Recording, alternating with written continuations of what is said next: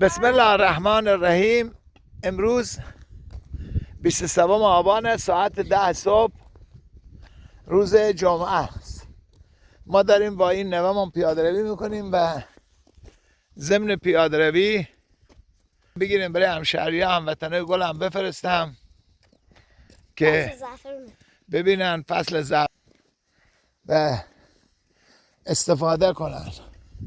هوا خیلی عالی، خیلی قشنگ.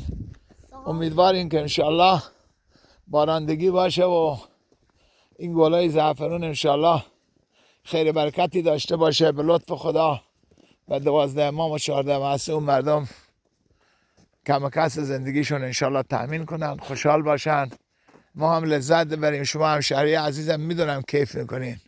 انشالله که موفق و مؤید و برقرار باشین. انشالله که همیشه شاد و خرم. خدا پشت و پناهتون.